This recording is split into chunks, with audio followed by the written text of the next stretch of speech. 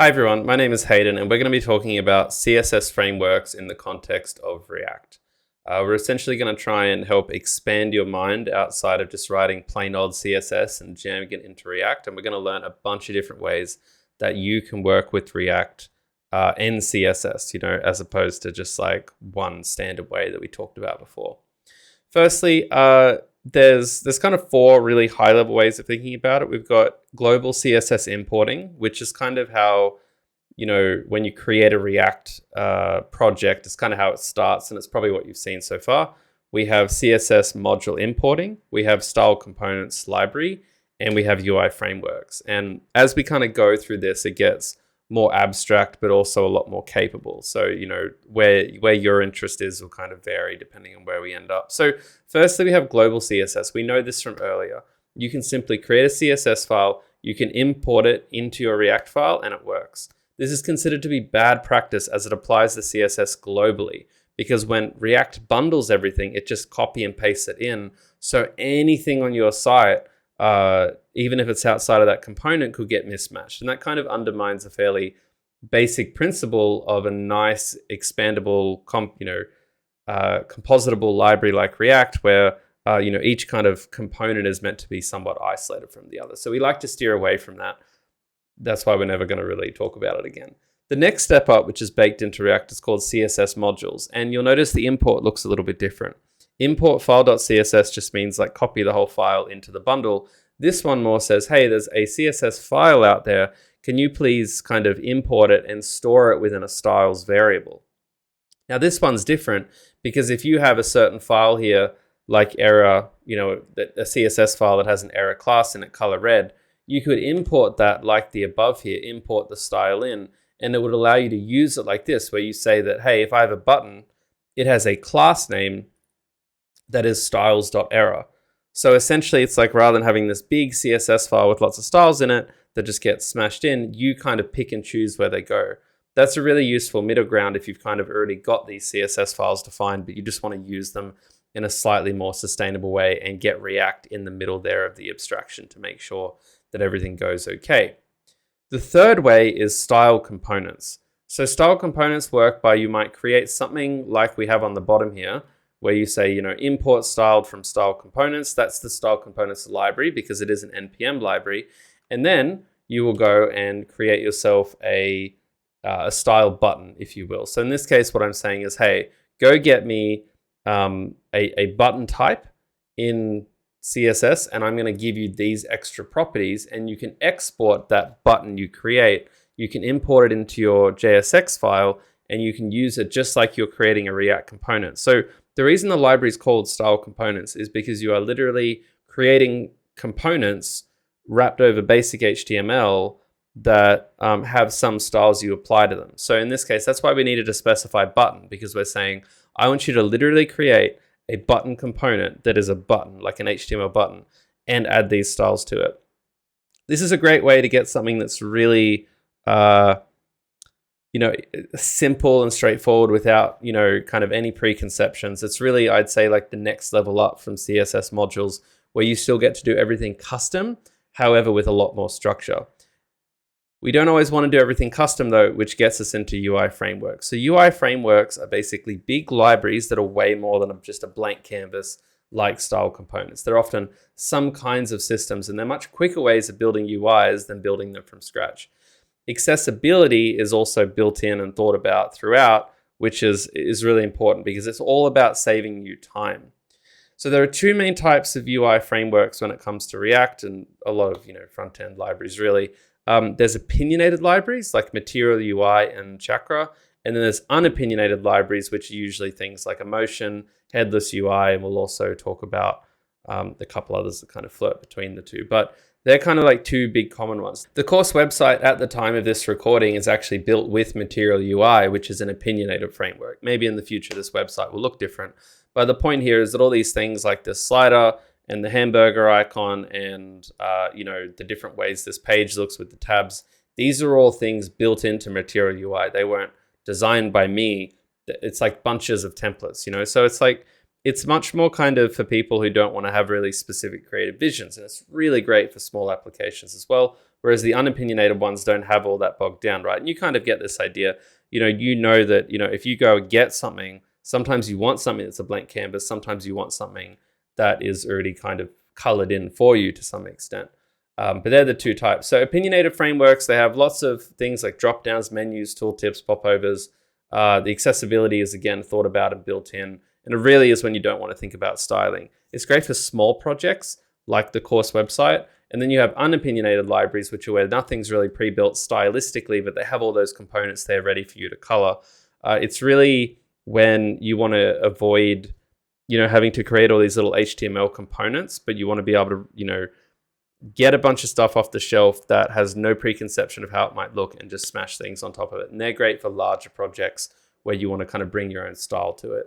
So there is no right answer. It really is about the aim. As a general rule, I'd say if you're making something small and quick, it's really great to use an opinionated framework. If you're making something larger for a company, it's usually good to do an unopinionated one because, each company typically wants to, have its own identity. And the thing is, this varies quite dramatically depending on what you're doing with it too, right? Like if you're building a consumer-facing application, like a Canva or a Chat GPT, those things will typically want unopinionated frameworks because when you have a consumer-facing application, your brand and identity is really important.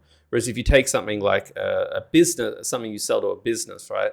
Like Atlassian's a good example. I'm not saying this is what they do, but Atlassian would generally be much more comfortable compared to Canva for the same size product revenue employee base with something that, maybe is an opinionated framework because they're just trying to provide services. And in general, when you look at people who are just using applications like, Microsoft Office or something behind the scenes at their day job as opposed to their leisure time, their response to brand is very different as well, right? That's a big generalization I'm trying to make. But the point is there's no right answer because it just varies depending on what you're trying to do and what you're trying to achieve. Tailwind, though, is kind of the one that we've seen at this point in 2024 be quite popular. Tailwind CSS is a utility-first CSS framework.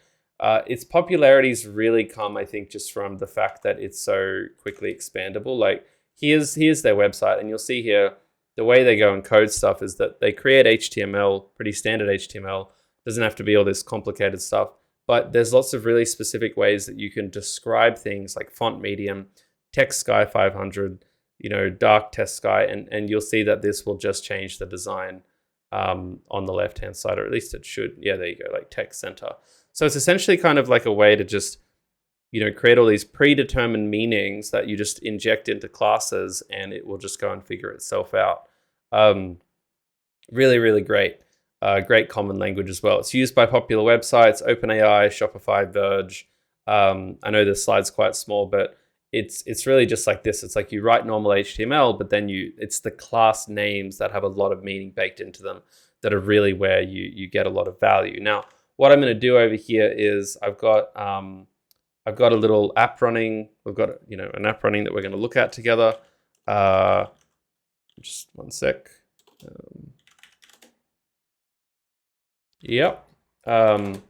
Here it is. And what I've got here is I've actually got a whole bunch of different types of styles right in front of us that we're going to look at. So for instance, let me just word wrap this real quick. For instance, if I go down to my main here, I've got 6 types of things. Firstly, I've got a standard button. I don't have the global CSS one because with global CSS, you might define some global CSS like this, but it applies everywhere. So if you have your app, you'll be importing it like that. A CSS module is imported slightly differently. I say app module, app module CSS is what I import. I have my error there. It just looks like normal CSS, but when it comes to using it, this first example here, I say button class name is styles.error. So I don't kind of just write, button class equals error. That would be kind of the global CSS way. We don't ever want to do that. And I instead have this one here, and then the button becomes red. The next 2 examples are style component examples. I've created a component called button and big button. I have imported both of these, you'll see, from a styles file, and this file uses style component. So I create a button with 2 properties on it, and this is a cool thing about style components. I then create a bigger button that inherits the properties of the other button by literally just passing it in. So it's a very expandable library and great for people who need to do everything from scratch but want to do it in a structured way. And then I have 3 UI frameworks down the bottom here. I have a Tailwind one, a Chakra one, and a Headless UI one. The Tailwind one you'll see here, I don't really need to talk through all the details, but it looks like normal HTML, but it's got a lot of these class names here for me, right? The Chakra one is an opinionated one, and you'll see I'm not doing a lot of descriptions of how it should look. It just kind of has a certain way of being. It's got a nice color on the outside. It's got a nice font size. Material UI is a lot like that as well, which gets thrown around a lot in lecture content. And then we also have our headless UI at the bottom, which isn't really an input, but you'll see that it's like a settings menu here. So let's say like you want to go and create a menu with lots of different options in it, but you want a blank canvas where you can go and add all the color and the style that you want to it. Great. There it is down there. Now,